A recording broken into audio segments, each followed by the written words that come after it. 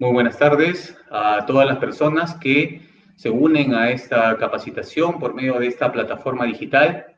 Le doy la bienvenida por parte de la Intendencia Regional de Ancash y la SUNAFIL. Encantado de poder llegar hasta ustedes, hasta donde están, sus casas, su centro de trabajo, a fin de poder darle a conocer parte de la normativa en seguridad y salud en el trabajo respecto a la prevención y a todas las medidas que las personas y las empresas tienen que implementar en sus centros de trabajo a fin de evitar el contagio del COVID, ¿no?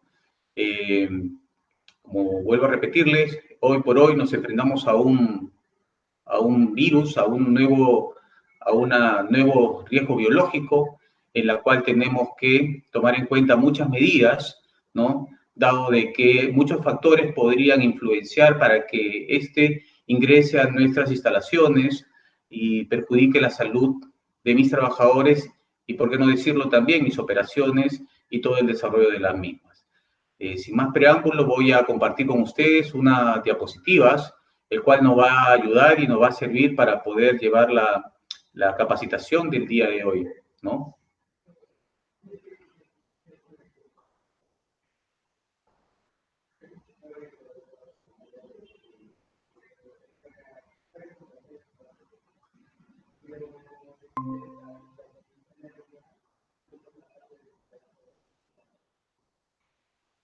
Bien, el título de esta capacitación es la prevención de riesgos laborales y protección frente al COVID-19 en el centro de trabajo. Antes de pasar este marco legal vigente al marco normativo, en la cual se va a circunscribir toda esta capacitación, vamos a entender que por lo general las empresas siempre tenían bajo la obligación de la Ley de Seguridad y Salud en el Trabajo implementar todas las medidas de prevención a fin de garantizar la vida, la salud y el bienestar de todos los trabajadores en su centro de trabajo. Y no solamente los trabajadores, sino también de todos aquellos que no tengan vínculo laboral con la empresa, se encuentren dentro de sus instalaciones, llamémosle clientes, proveedores, visitantes, ¿no? Practicantes también, ¿no? Pero hoy nos enfrentamos a un nuevo peligro, un nuevo riesgo. Es este riesgo biológico del SARS-CoV-2, ¿no? Que provoca o produce la enfermedad del COVID-19. Debemos entender también que ya desde noticia de este virus tenemos aproximadamente desde diciembre del año pasado, ¿no? Y ya está en el Perú, ya llegó, ya estuvimos bastante tiempo con él, ¿no? El Estado, por su parte, ha dado muchas normas relativas a la prevención, a la seguridad, la mayoría en el sentido de prevenir a través del confinamiento, de las cuarentenas, ¿no? Y ya se han comenzado a reactivar muchos sectores económicos y por ello es indispensable que las empresas también hagan lo propio y cumplan con las medidas de prevención.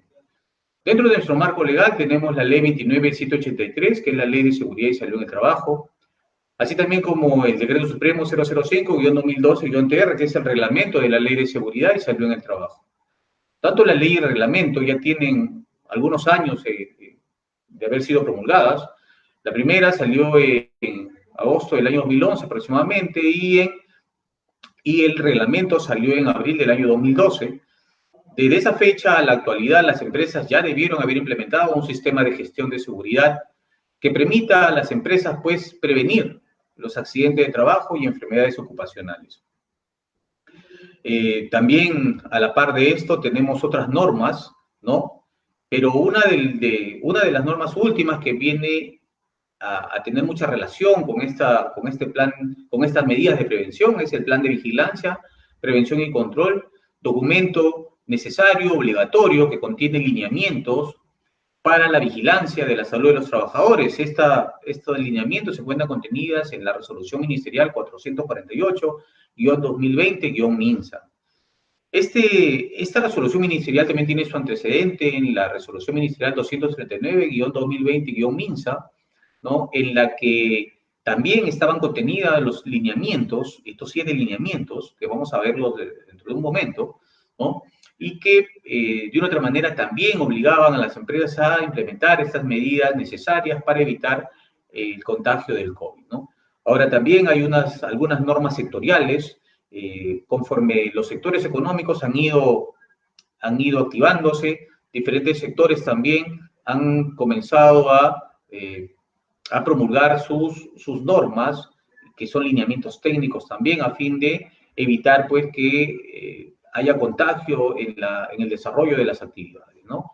Ante una norma especial, como es el caso del sectorial, ¿no? Y tenemos la resolución ministerial 448, las empresas pues del sector tendrán que aplicarlas del sector propiamente dicha y también acompañarán pues esa implementación en lo que corresponda con lo establecido en la 448-2020-MINSA. Bien, ahora, el objetivo de la Ley de Seguridad es promover una cultura de prevención de riesgos laborales en el país y de esa forma, pues, con una cultura de prevención, haremos que los trabajadores tomen conciencia, el empleador tome conciencia y la población en general tome conciencia de lo importante de tener esta conducta preventiva, ¿no? Esta forma de ver el trabajo a través de la prevención, ¿no? Y eso se va a desarrollar a través del deber de prevención del empleador, la fiscalización y control por parte del Estado y la participación de todos los trabajadores y sus organizaciones sindicales, ¿no? Si todos trabajan conjuntos, todos trabajan de manera tal que puedan hacer una sinergia de fuerza, estoy seguro que se va a promover una cultura de prevención de riesgos laborales y va a evitarse, pues, los accidentes de trabajo y enfermedades ocupacionales, que uno es lo que busca cuando va a un centro de trabajo, ¿no? Porque cuando uno va a un centro de trabajo, lo que quiere, pues, es llevar el sustento a casa a través del trabajo que va a desarrollar, pero desarrollándolo siempre en un entorno seguro, en un entorno controlado, en la que las medidas de prevención se hayan presentes en todo momento y en todas las operaciones. Ok, aquí tenemos este nuevo riesgo asociado a las actividades de trabajadores, el SARS-CoV-2, y muchas veces nos preguntamos, y las empresas se preguntan, ¿cómo se puede hacer para combatir a este virus, ¿no? A este virus invisible, en realidad, que puede transmitirse de diferentes formas, puede viajar, ¿no? Y la idea está de repente en poder no solamente trabajar en el entorno del centro de trabajo, sino también darnos cuenta de que este es un trabajo conjunto que tenemos que hacer, ¿no? Si desarrollamos no solamente medidas preventivas en el centro de trabajo, sino también lo podemos trasladar hacia otros lugares, vamos a darnos cuenta que la posibilidad de contagio o que entre a nuestra organización van a disminuir, ¿no? ¿Qué otros lugares podrían participar dentro de esta forma de propagación del virus? El entorno social es un lugar muy importante donde las personas, de no considerar las medidas dadas por el Estado ni las medidas de precaución establecidas como medida de prevención, valga la redundancia, ¿no? Vamos a contraer el virus y podemos trasladarlo también a nuestra organización, el lugar de trabajo, la comunidad, la familia, el individuo mismo, si de una otra manera, pues no realiza la higiene adecuada, la desinfección adecuada, podemos convertirnos en agentes transmisores de la enfermedad, ¿no? ¿Cómo gestionamos esta forma de prevenir, esta forma de prevención? A través de la gestión de riesgo. Y la gestión de riesgo, que es una obligación que tienen que hacer todas las empresas y está establecida en la Ley de Seguridad y Salud en el Trabajo y su reglamento, es primero identificar el peligro. ¿Y cómo vamos a identificar el peligro? Vamos a hacerlo localizándolo, reconociendo y de una otra manera, pues, identificando sus características de este peligro, para luego pasar a una evaluación de este riesgo, el cual va a consistir en darle valores, darle el nivel de la gravedad y el grado de gravedad para poder tomar las acciones preventivas, ¿no?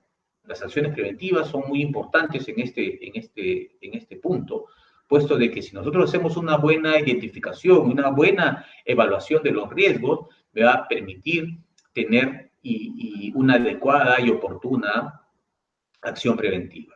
Respecto al control de riesgos, va orientado a reducir los riesgos a través de propuestas de medidas correctivas, ¿no? Acordémonos que nosotros evaluamos el riesgo y de ahí van a partir muchas medidas preventivas, pero Lo ideal es que actuemos antes de que suceda cualquier accidente de trabajo, antes que suceda alguna enfermedad ocupacional, que dicho sea de paso, que es uno de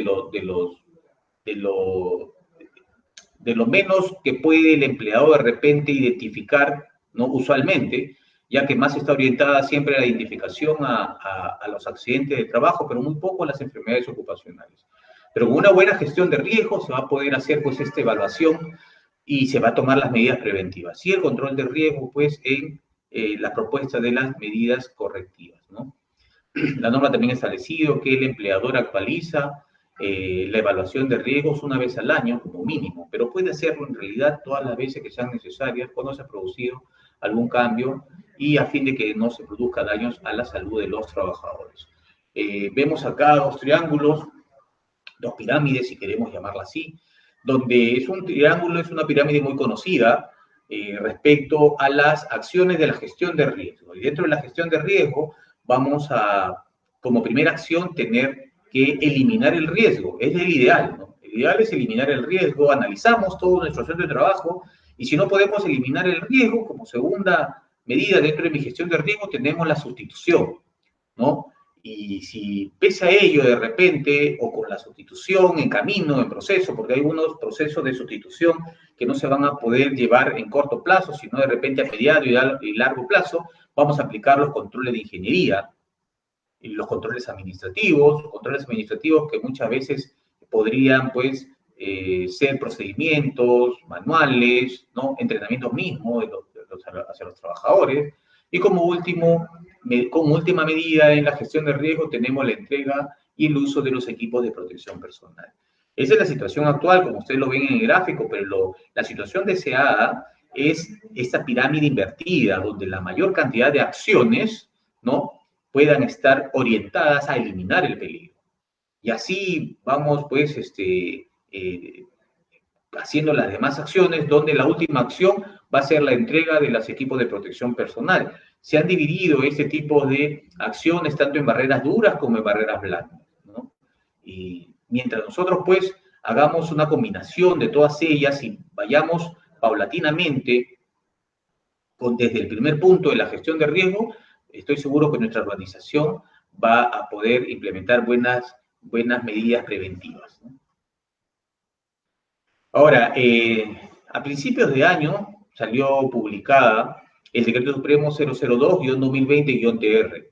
Es un decreto supremo que modifica el reglamento de la Ley de Seguridad y Salud en el Trabajo e incorpora, pues, algunos requisitos mínimos que establecía la ley para la elaboración del IPER, de la matriz IPER, o más conocido como IPER, pero en realidad es identificación de peligros, evaluación de riesgos y medidas de control, ¿no? Tenemos 7 requisitos mínimos, así lo ha establecido la norma, que el empleador tiene que tomar en cuenta para elaborar el IPER. Ahora, muchas organizaciones, muchas empresas, a la fecha, no han logrado todavía, ya sea por desconocimiento, ¿no?, realizar esta adaptación de su matriz IPER a los nuevos requerimientos que la norma establece, ¿no? Y dentro de ellos, pues, voy a enumerarlos rápidamente. Tenemos que el empleador, para poder elaborar hoy por hoy el IPER, va a tener que tener en cuenta no solamente las actividades rutinarias, sino también aquellas actividades que no son rutinarias, y colocarse en alguna situación de emergencia, en algún caso hipotético de emergencia, y sobre esa base poder de repente tener el primer elemento para poder hacer el IPER. Luego tenemos que otro de los requisitos mínimos es que el empleador va a tener que evaluar la condición del trabajador y la susceptibilidad a factores de riesgo. Esto es algo muy importante, señores, de repente me detengo aquí rápidamente, puesto de que es muy complicado que el empleador solamente con mirar al trabajador pueda determinar si es susceptible a determinados factores de riesgo. No basta tampoco con que le haga llenar una encuesta, toda vez de que por lo general los trabajadores pues no van a informar al empleador, y eso, aunque no es lo óptimo, porque sí deberían informar al empleador todas sus condiciones de salud en las que se encuentra, pero por lo general y viviendo la realidad en la que nos encontramos, que muchas veces vemos en las inspecciones, es que el trabajador omite algunas cosas, ¿no? Posiblemente pensando en que de repente el empleador, si le dice que tiene determinadas alergias, de determinadas condiciones de salud, de repente no consigue el trabajo. Entonces, el empleador en este requisito pues va a tener que hacer cierta evaluación médica a los trabajadores a fin de verificar si su condición de salud los hace susceptibles al desarrollo de la labor que va a desempeñar. Y esa es una condición que hay que tener en cuenta como un requisito mínimo. Otra cuestión importante a tener en consideración es el medio ambiente de trabajo y la organización del trabajo. Los trabajadores también con discapacidad y riesgo para la procreación, el enfoque de género, la protección de los trabajadores adolescentes, todos también hay que tener en cuenta al momento de hacer el hiper, el resultado de las evaluaciones de los factores de riesgo, de los monitoreos, de los agentes físicos, químicos, biológicos y psicosociales, ¿no? La investigación de accidentes de trabajo, enfermedades profesionales y los datos estadísticos de la vigilancia de la salud colectiva. Todos estos requisitos, como ya les había mencionado, son requisitos mínimos que debe el empleador tener en cuenta para elaborar o actualizar su IPER, ¿no? La Ley de Seguridad y Salud en el Trabajo ha considerado, pues, en los artículos 64, 65, 66, 67, esta protección que hace un momento les comenté, que era uno de los requisitos para elaborar, el IPER, que es la protección de los trabajadores en situación de discapacidad, la evaluación de factores de riesgo para la procreación, el enfoque de género y protección de las trabajadoras y la protección de los adolescentes. Las medidas de control propuestas se aplican de conformidad con el artículo 21 y el artículo 50 de la Ley de Seguridad y Salud en el Trabajo.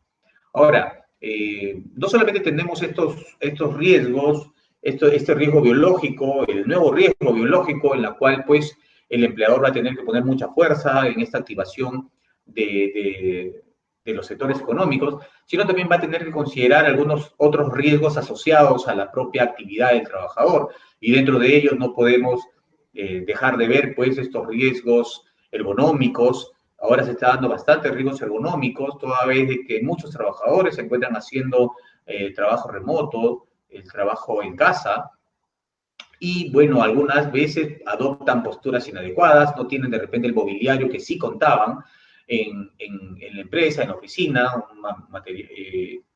equipos ergonómicos, ¿no? Por lo tanto, se va a generar algún riesgo ergonómico que el empleador va a tener que considerar, ¿no?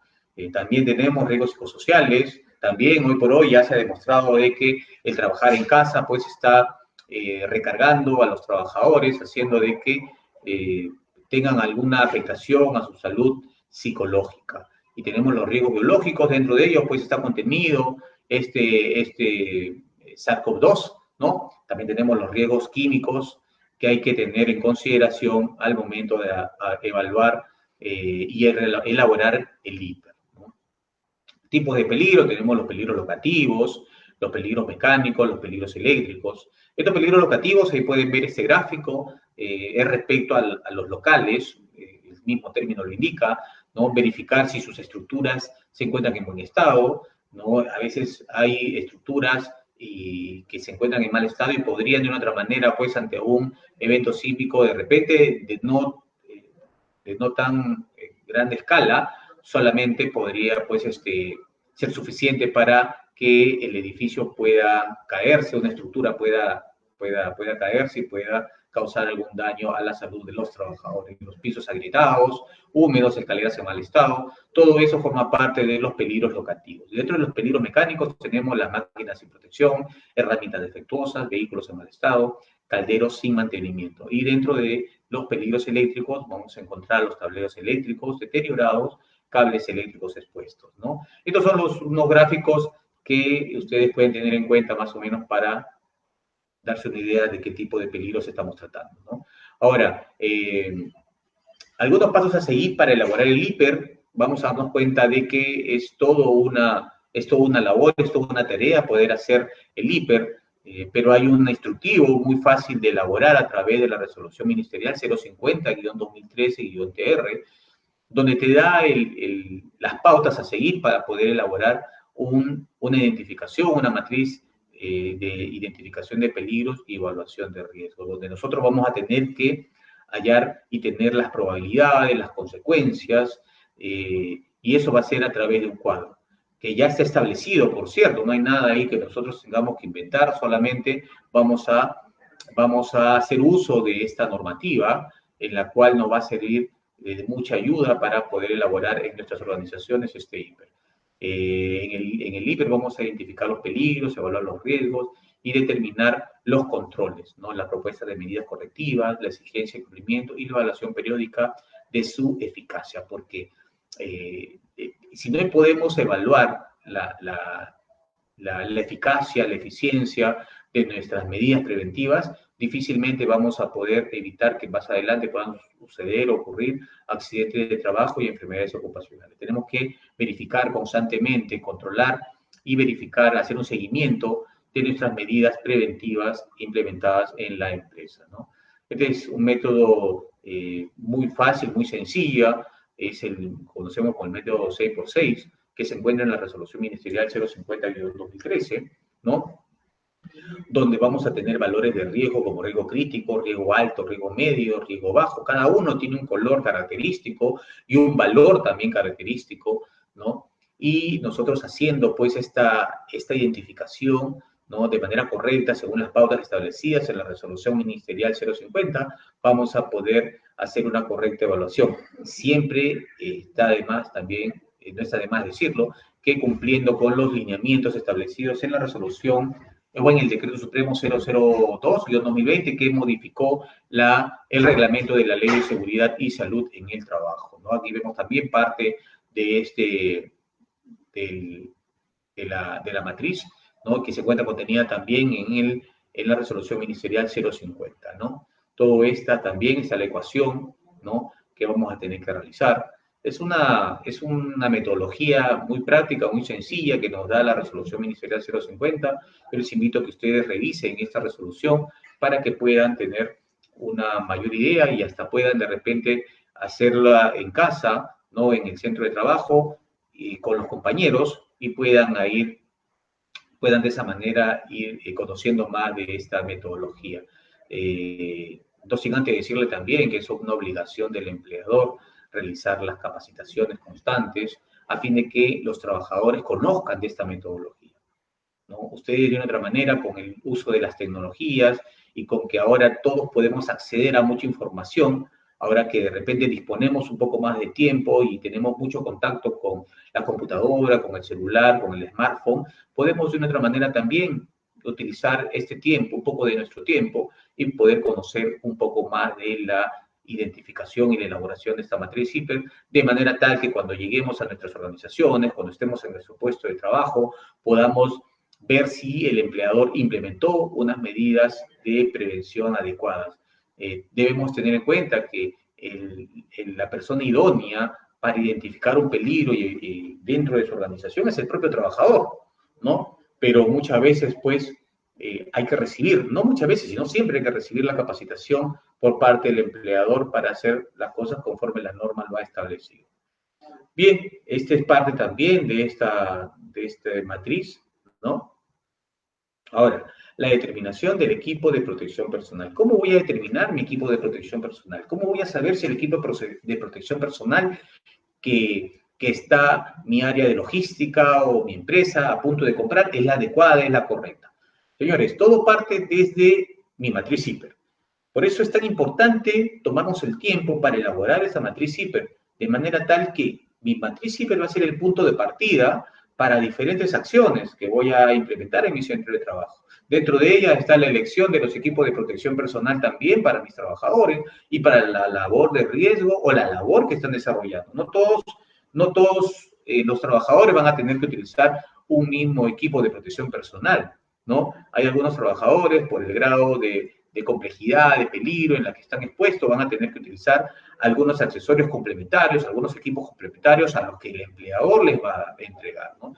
Pero dentro de toda la generalidad podemos tener las lentes de seguridad, los lentes paraquímicos, las caretas faciales, las caretas de soldadura. Hoy por hoy, si quisiera tomar algún ejemplo, pudiera decir que tenemos los lentes de seguridad que se están usando mucho para la protección contra la transmisión del riesgo biológico del SARS-CoV-2, ¿no? Y también en algunas empresas están implementando el uso constante de las caretas faciales, ¿no? He visto también que estas obligatoriedades están colocándolo dentro de su plan de vigilancia. O sea, si el empleador indica que sus trabajadores que tienen el nivel de riesgo moderado van a hacer uso de caretas faciales, pues tienen que hacerlo. Hemos podido nosotros verificar muchas veces que el empleador indica en su plan de vigilancia que los trabajadores de riesgo moderado van a tener que usar los protectores o las caretas faciales, pero cuando vemos a los trabajadores no lo están usando. Entonces, ellos están incumpliendo sus propias normas. Hay que tener en cuenta ello. Esa es una manera de ejemplo solamente, ¿no? Pero todo eso va a partir del análisis, la evaluación que se puede hacer dentro de la evaluación o de la elaboración del IPER y dentro de las medidas de prevención, ojo, ¿no? Porque no solamente queda en evaluar, en identificar el peligro, evaluar el riesgo, sino también en las medidas de prevención.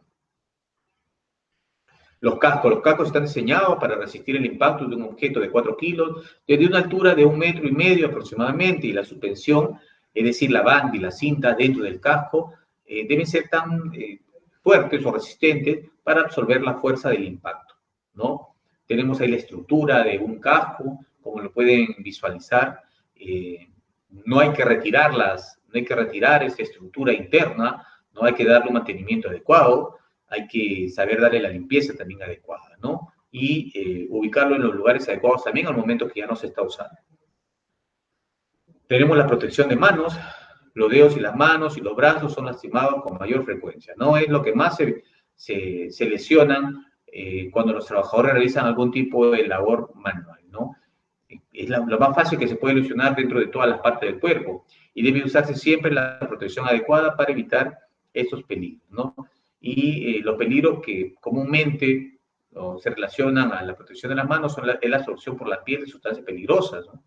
Muchas veces en las funciones que realizan los trabajadores tienen que tener contacto con algunas sustancias peligrosas, y eso tiene que hacerlo con una protección adicional como son los guantes, ¿no? Guantes en la calidad y en las características adecuadas a fin de evitar pues que estas, pues no puede utilizarse cualquier guante también, estar en función de lo que indique el IPER, de lo que indique la sustancia química también. Ojo, hay que darnos cuenta a qué sustancia nos estamos refiriendo, y de esa manera, pues, poder tener la protección de las manos adecuadas a través de un guante adecuado. Los cortes, las rapaduras severas y perforaciones, quemaduras químicas, quemaduras térmicas y descargas eléctricas. La protección de los pies debe ir de acuerdo al trabajo que se tenga que realizar. Dentro de toda esta protección de pie vamos a encontrar zapatos con puntera de acero, zapatos dieléctricos, botas paraquímicos y otros tipos de zapatos y botas que van a permitir pues una protección adecuada dentro del desarrollo de sus funciones de los trabajadores, ¿no? Ahora, la protección respiratoria. Hoy por hoy pues se ha venido dando de manera masiva esta protección respiratoria, ¿no? Como medida de prevención frente al contagio del SARS-CoV-2, ¿no? Y evitar de esa manera el COVID-19, ¿no? Tenemos la famosa N95, pues estas mascarillas que de una otra manera pues van a permitir una protección a todas las personas, que ya ahora ha sido destinada básicamente a las personas que trabajan en centros hospitalarios, centros médicos, ¿no? Centros asistenciales, ¿no? Y vemos aquí diferentes tipos de máscaras, mascarillas respiratorias de medio cuerpo. También tenemos algunas de 3 o 4 pliegues, ¿no? Pero todas ellas, de una otra manera, tienen un propósito de proteger la salud respiratoria del trabajador, ¿no? Y todo va a estar también, y todo va a depender, lo que voy a adquirir, lo que voy a comprar, lo que voy a dar a mis trabajadores dentro de esta protección respiratoria, va a depender de lo que haya evaluado el IPER en la labor que realiza mi trabajador. Acordémonos, señores, de que ahora el IPER va a tener que hacerse por el trabajador, porque cuando hablamos de que si un trabajador es sensible a determinada condición, creo que es el segundo requisito mínimo, entonces como que la misma norma ya me está indicando que el hiper va a tener que ser de acuerdo al trabajador. Eso quiere decir que yo voy a tener que evaluar y voy a tener que hacer un hiper por trabajador, en el caso que sea pues de un puesto de trabajo en la que se puedan repetir los mismos puestos en la organización, ¿no? Porque el segundo requisito me indica que yo debo tener y debo considerar si la sensibilidad que pueda tener el trabajador frente a la situación que se dé en el desarrollo de sus funciones, lo que a mí me lleva a la conclusión de que va a tener que hacer un hiper para el trabajador que voy a tener a mi cargo, ¿no? Entonces yo veré cuál es la medida de protección respiratoria o el equipo de protección respiratoria más idóneo frente a la labor que va a desarrollar. Principales medidas frente al COVID-19, tenemos algunas de ellas, pues los equipos de protección personal, que son personales, valga la misma redundancia, no se puede compartir los lentes, yo no puedo estar compartiendo mis mascarillas, ¿no? Tampoco puedo estar compartiendo otros objetos como platos, vasos, botellas, puesto que hay una posibilidad de compartirlas que contagie a otras personas o que también yo pueda contagiarme con este SARS-CoV-2. También debemos mantener los ambientes ventilados, ¿no? Con la recirculación o circulación del aire de manera correspondiente. El uso de equipos de protección personal como las mascarillas y otros según evaluación de riesgo, ¿no? Eso tendrá que determinarse según la evaluación que se haga en la matriz IPER. El correcto uso de la mascarilla, antes de ponernos la mascarilla hay que lavarnos las manos, asegurémonos que la mascarilla no esté dañada, ubicar la tira metálica y colocarla en el puente de la nariz, asegurarnos que las cuerdas estén detrás de la cabeza o sobre el oído, ¿no? Asegurarnos de cubrir la boca y la nariz. El correcto uso de la mascarilla va a permitir, pues, que nosotros estemos realmente protegidos, porque en algunas situaciones se ha dado el caso que algunas personas tienen los equipos de protección personal, en este caso la mascarilla, pero no saben usarlo, ¿no? No saben usarlo, lo están tocando constantemente, se andan retirando y colocándolo, lo dejan en cualquier sitio, de repente lo usan debajo de la nariz, ¿no? Y para desechar esta mascarilla, debemos tener en cuenta también que es una mascarilla que puede estar portando el SARS-CoV-2 y por lo tanto tiene que ser desechado en un depósito para riesgos biológicos, ¿ya? Medidas de bioseguridad comunes, frente al COVID-19, debemos nosotros evitar el contacto con otras personas, mantener una distancia mínima de 1 metro, ¿no? Eso es lo que el Estado peruano ha establecido, ¿no? A través de las diferentes normas del sector, que la medida de distanciamiento mínimo será de 1 metro. Pero algunas organizaciones, algunas empresas han establecido mayores controles, mayores disposiciones, ¿no? Como por ejemplo, en algunas empresas han establecido que la distancia entre trabajador y trabajador, entre trabajador y cliente, trabajador y proveedor, y entre todas las personas dentro de la organización va a ser de 1,20 m. Otras empresas han establecido de que puede ser de 1,50 m, en algunas he visto de 2 metros. Pero lo importante está en que se pueda verificar que estas medidas se estén cumpliendo. De nada vale, señores, que en su plan de vigilancia, prevención y control hayan puesto de repente que las medidas de prevención y que esta medida colectiva de distanciamiento será de 2 metros cuando de repente ni siquiera se cumple el metro, ¿no? Hemos visto en algunos lugares donde han indicado que va a ser de 2 metros, pero han puesto separaciones del cliente hacia los trabajadores, pues podría ser de repente una mesa de trabajo, un lugar de atención, ¿no? Una secretaría, han puesto como 1 metro. Entonces ahí mismo yo estoy cumpliendo con mis propias normas indicadas en mi plan de vigilancia. Entonces creo que tiene que primero ser verificado su cumplimiento y tiene que ser sostenido, ¿no? Sostenido en el tiempo.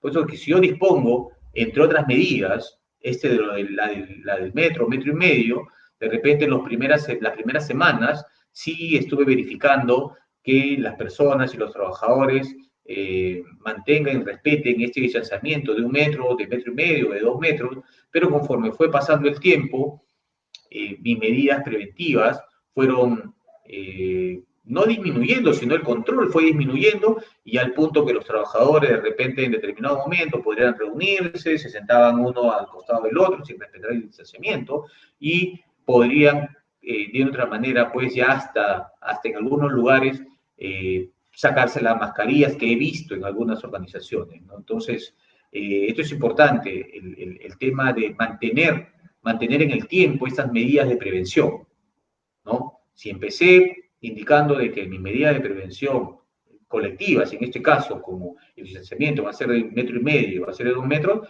verifiquemos que lo cumplan, ¿no? Si indiqué dentro de mi plan de vigilancia que está prohibido que los trabajadores se reúnan y mantengan de repente en el comedor este ánimo que muchas veces de repente lo tenían en condiciones normales, ¿no? De estar conversando, pues evitemos estas situaciones.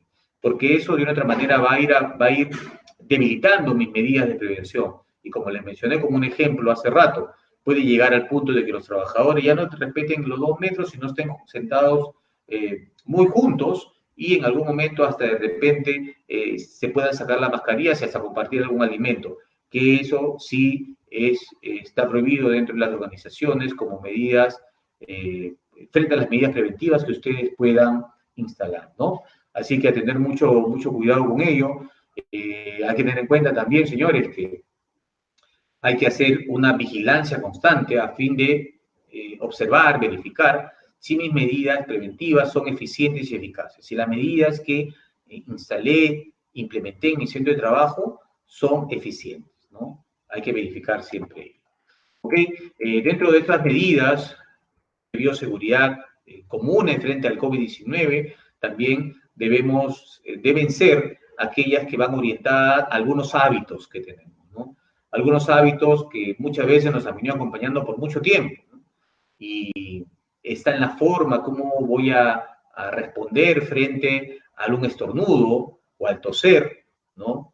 Y eso lo debo hacer, pues, si la organización, aunque parezca muy sencillo, tiene que orientar, sensibilizar a los trabajadores constantemente de que al momento que se va a toser o estornudar, debe hacerse cubriendo la boca y la nariz con el pliegue del codo o con un pañuelo descartable, ¿no? Y luego desecharlo en un recipiente adecuado y lavarnos las manos. Medidas sencillas, si ustedes se pueden dar cuenta, pero que pueden tener mucha repercusión en mi organización, en mi centro de trabajo, de no implementarlo de manera correcta, ¿ok? Otras medidas también encontramos el lavado de las manos, ¿no? Acordémonos, señores, de que la primera barrera para evitar el contagio es el lavado de las manos, ¿no? Ese se podría decir que es mi principal y primera medida, ¿no? El lavado de manos. Si no puede hacerse el lavado de manos al ingreso de mi centro de trabajo, voy a tener que implementar las medidas para hacer una correcta desinfección. Si ustedes se pueden dar cuenta, son 8 pasos a seguir para hacer un correcto lavado de manos. No puede ser por un tiempo inferior a los 20 segundos, ¿no? Y hay que seguir todos estos movimientos de manera tal que el jabón y el agua pueda llegar a todos los lugares de mi mano, ¿no? A todos los espacios de mi mano. Uñas, ¿no? El reverso, el anverso de mi mano también. Todos lados tiene que estar bien desinfectados, ¿no? Y evitar tocarnos en las manos, pues, con los ojos, la nariz, la boca, sin haberlo lavado, ¿ok? La señalización siempre va a ser importante. La norma establece, pues, que las empresas tienen que haber implementado esta señalización, estos carteles informativos. No confundamos, señores, son la diferencia entre carteles informativos y señalética, ¿no? En una van a encontrar, siendo sencilla explicación, en la primera van a encontrar, pues, información de lectura, ¿no? Que me va a decir o me va a indicar qué es lo que debo evitar, qué es lo que debo hacer, ¿no?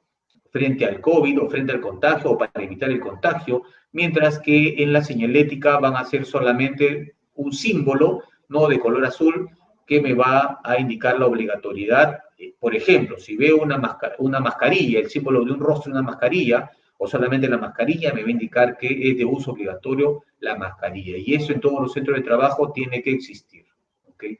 No basta con que las personas indican que conocen la obligación de estar siempre usándolo, sino tienen que también el establecimiento estar señalizado.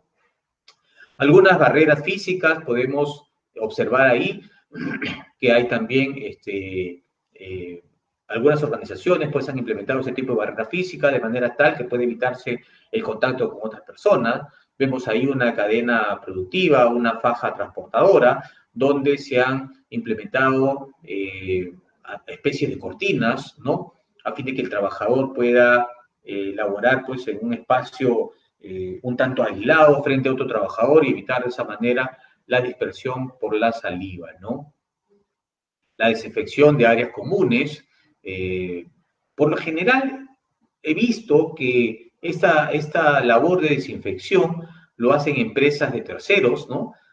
También he podido observar que hay algunas organizaciones, algunas empresas que han adquirido sus mochilas, en la cual pues llenan del líquido, del químico indicado, ¿no? Y hacen la desinfección en sus organizaciones, en su centro de trabajo, pero también he visto que lo hacen algunas empresas especializadas, ¿no? Cuando lo hacen estas empresas especializadas, siempre tienen que, al finalizar, entregarles un certificado de desinfección en la cual indica el tipo de químico que utilizaron, y con ello ustedes evidencian que se está haciendo y se está cumpliendo con este lineamiento de la limpieza y la desinfección. ¿Okay? Ahora, también el plan de vigilancia, prevención y control debe contener estas medidas de seguridad que también se encuentran dentro de los lineamientos, como el llenado de la ficha sintomatológica, el seguimiento de casos sospechosos, la toma de temperatura y la identificación del grupo de riesgo.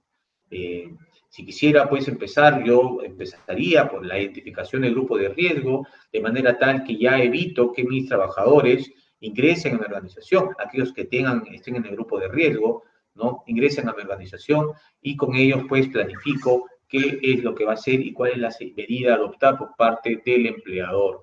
Luego de ello, en la organización, el empleador, al momento que ya inicia sus actividades, va a tener que hacer que los trabajadores llenen su ficha sintomatológica, se va a tener que tomar en cada ingreso al centro de trabajo, se va a tener que hacer el registro, la toma de temperatura, básicamente la toma de temperatura, ¿no?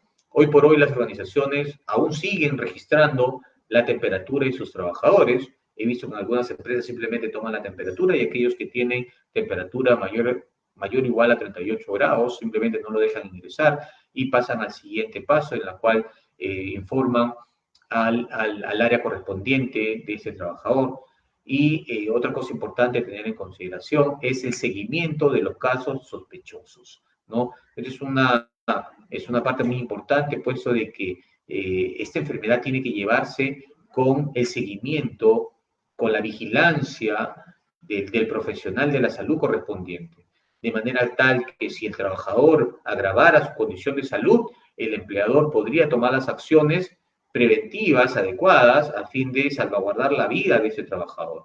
Y otra razón más por hacer el seguimiento de los casos sospechosos también es de verificar si de repente pasa o deja de ser sospechoso para hacer un caso confirmado y también tomar las acciones correctivas o preventivas y correctivas necesarias, ¿no? Este es un modelo operacional de la SONAFIL para hacer la verificación del plan de vigilancia y prevención y control. Les había hablado de la reactivación económica, de las actividades esenciales que se han mantenido en el tiempo. Cuando salió la norma en la quincena de marzo aproximadamente, hubieron muchos sectores que no paralizaron porque desarrollaban labores esenciales, actividades esenciales, ¿no? Y con el pasar de los meses, muchos sectores han comenzado a reactivarse, estamos próximos a que se reinicie la etapa 4 de la reactivación económica, ¿no? Y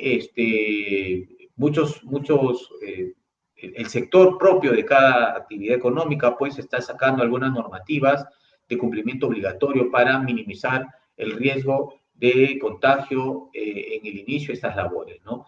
El plan de vigilancia tiene que ser elaborado por el por el servicio de salud del centro de trabajo, el servicio de seguridad y salud del centro de trabajo, y tiene que ser comunicado al MINSA a través de un correo electrónico que es empresa@minsa.gov.pe. Y debe priorizarse, la SUNAFIL va a priorizar en todo momento una intervención a través de, ya sea de oficio, a través de denuncia, ¿no? Y algunas acciones que se va a realizar por parte de SUNAFIL sean acciones de manera inmediata y la atención pronta ante estas denuncias también, ¿no? Algunas acciones previas que viene desarrollando SUNAFIL es el diagnóstico en materia de seguridad y salud en el trabajo, es a través de las casillas electrónicas que en determinado momento el empleador tuvo la obligación de haber registrado para que puedan tomarse algunas acciones como las que vamos a ver dentro de un momento, ¿no? Tenemos estas acciones como las cartas, la revisión o la notificación de las cartas inductivas, ¿no? En las cuales se les alcanzó un checklist que es el anexo 4, el cual consta de 46 ítems y que el empleador a manera de autoevaluación, ¿no? Tendría que tomarse a fin de verificar si está cumpliendo con el plan de vigilancia, prevención y control, ¿no? Como segundo paso, también dentro de las acciones previas, hemos visto la remisión de cartas disuasivas, que es cartas que tienen como propósito que el empleador cumpla con las obligaciones contenidas en la Ley de Seguridad y en su reglamento, ¿no? En todas ellas se ha tenido como uso constante e intensivo las tecnologías de la información, ¿no? De la información y la comunicación. Una de ellas es este canal de comunicación, la cual nos permite llegar hasta ustedes para hacer esta capacitación. La orden de inspección se va a generar en las empresas de cada sector con alto riesgo a la seguridad y salud de los trabajadores, y una vez que el inspector comenzó a realizar las actuaciones o diligencias inspectivas, podría emitir alguna medida de requerimiento, podría también aplicar algún cierre temporal del centro de trabajo, o podría también emitir un informe debido a que el empleador subsanó las observaciones verificadas al momento de la visita inspectiva, ¿no? Y por último, de repente, en el caso de que no se haya dado y la empresa no haya cumplido con subsanar las observaciones, va a tener el inspector de trabajo que proponer un acta de infracción, ¿no? Todas estas son actuaciones, diligencias del inspector dentro de su función fiscalizadora, ¿no? El cual lo realiza de manera presencial. A diferencia de otras materias en la cual podría aplicarse y podría hacerse uso de las tecnologías de la información en el tema de seguridad y salud en el trabajo, dada la implicancia de la verificación in situ, el inspector o los inspectores se van a comisionar, se van a personar hasta el centro de trabajo para verificar el cumplimiento de las medidas de prevención que el empleador haya instalado en su centro de trabajo. ¿Ok? Este es el procedimiento efectivo, rápidamente lo vamos a ver, ¿no? Se puede generar a través de una denuncia o una solicitud, puede ser de una autoridad, ¿no?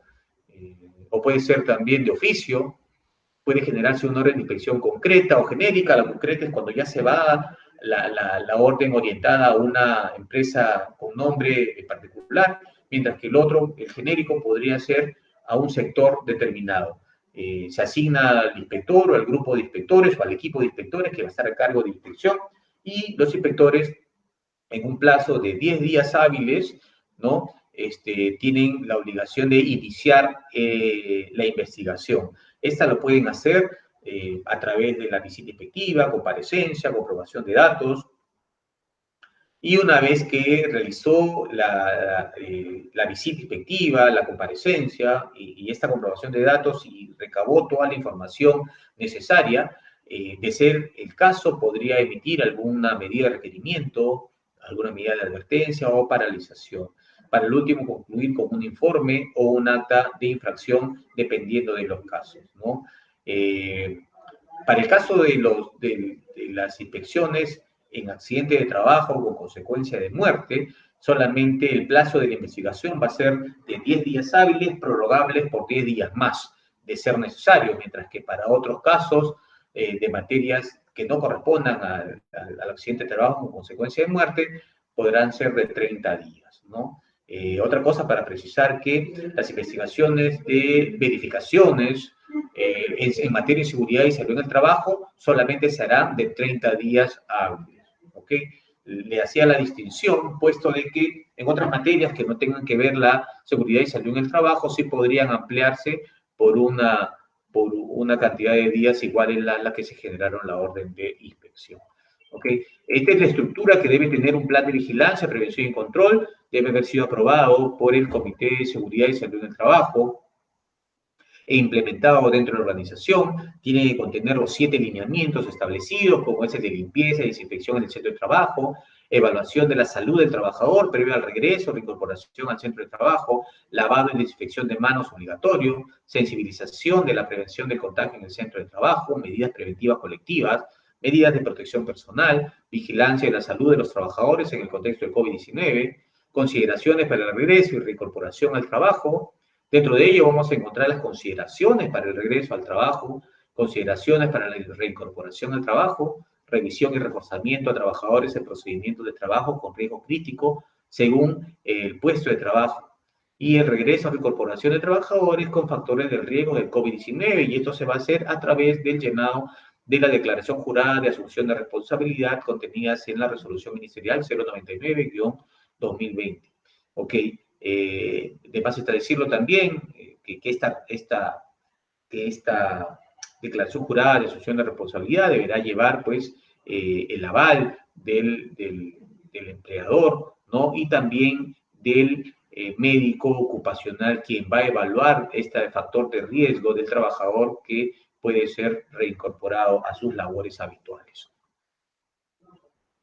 Aquellas empresas que de una otra manera pues incumplan con las normas de seguridad y no hagan la evaluación de los peligros, identifiquen los riesgos, van a poder ser pasibles a una propuesta de multa por parte del inspector de trabajo, el cual está contenida en el numeral 27.3 del artículo 27 del Decreto Supremo 019-2006, que es el reglamento de la Ley General de Inspecciones de Trabajo, y está considerado una infracción grave, ¿no? El no elaborar el hiper, el no hay muchas empresas que cuentan con hiper, pero si tienes hiper y no ha sido realizado de manera correcta, no ha sido considerada para su elaboración los 7 requisitos mínimos establecidos por la norma, podemos nosotros basarnos bajo el principio de primacía de la realidad, ¿no? En la cual, pues, entre los hechos que podemos observar y la documentación se tendrá que privilegiar la documentación. Así que organizaciones, empleadores, empresas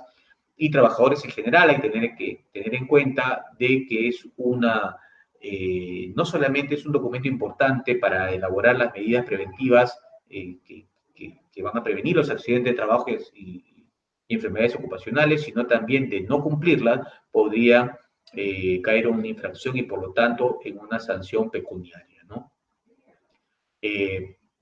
Aquellas empresas también que incumplen las medidas de protección y colectivas, no entregan los equipos de protección personal, no realizan la señalización del centro de trabajo, ¿no? Y exponen a sus trabajadores a este riesgo biológico y a los demás riesgos que hemos visto, ¿no? Van a ser también pasibles de una infracción grave.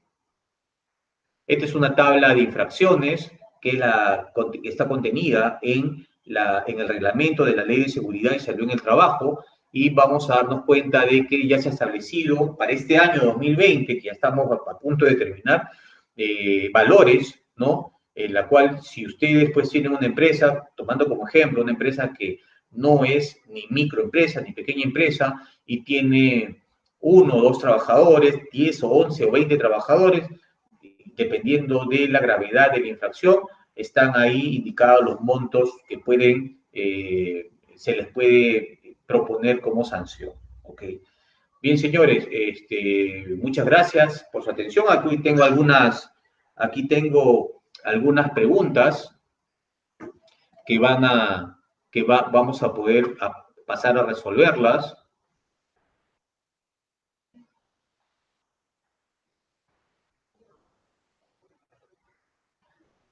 Tengo algunas preguntas, a ver. Dice, nos hace una pregunta nuestro amigo Brani Velázquez, dice, en estos tiempos de COVID, para una empresa de industrias alimentarias. Es obligatorio que los tachos de color rojo identificados como residuos peligrosos tengan bolsa de color roja y es potestad de la municipalidad en recoger dichos residuos sólidos o se tendría que contactar a una empresa tercera para el recojo de las mismas. Bien, muchas gracias, Brani Velázquez. En definitiva, las empresas, primero, todos los desechos biológicos tienen que ser contenidos en un depósito, un tacho con tapa, y esta tiene que tener una bolsa de color roja. En algunas empresas, cuando hice la pregunta, ¿por qué no tenían la bolsa roja? En ese momento, cuando hice una verificación, me acuerdo, hace como un mes y medio, me comentaron de que habían buscado por todos lados acá en Chimbote, pues, bolsa de color roja y no encontraron. Entonces, pero sí tenían conocían la obligatoriedad de que debían de tener una bolsa de color roja, ¿no? Y quedaron con el compromiso de colocar la bolsa de color roja. ¿Obligación de tenerla? Sí, por favor. Siempre tener la bolsa de color roja dentro de los tachos con el símbolo correspondiente. Ahora, esta basura no puede ser combinada con los demás desechos y por lo tanto la municipalidad no podría recogerlos. Estos tienen que ser almacenados o prealmacenados en un lugar ya establecido por la organización y contratar a empresas de terceros especializadas en el recojo de estos residuos biológicos. ¿Ok?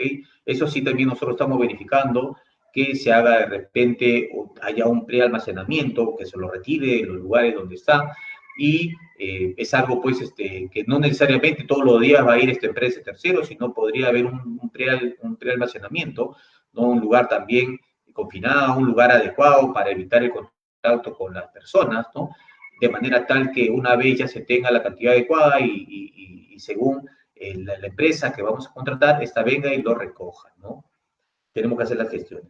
¿Con qué frecuencia se debe realizar la ficha sintomatológica? Muy buena pregunta. He visto en algunas organizaciones que algunos han colocado dentro de su sistema informático, que los trabajadores antes de que prendan la computadora, prendiendo la computadora, antes de entrar a su sistema a trabajar, el mismo sistema le pide el llenado de la ficha sintomatológica. Es un llenado diario en algunas empresas. Todo dependerá de lo que establezca como medidas de control o como medidas preventivas el plan. En algunas organizaciones he visto que lo están haciendo cada 14 días, en otros cada 7 días, ¿no? Así que eso dependerá de la organización, ¿ya? Dice, las empresas de talleres mecánicos, ¿a qué sector pertenecen? Miren, el tema de los sectores económicos, el tema de los sectores económicos y niveles que están ya activándose, ya se han dado, entiendo de que los talleres mecánicos ya también están funcionando porque ya se activaron en la fase 3, si mal no me equivoco, ¿no? Así que hay que revisar esa norma del sector al fin de verificar, pues, si el sector mismo ha establecido algunas medidas adicionales a las contenidas en la 448, ¿ya?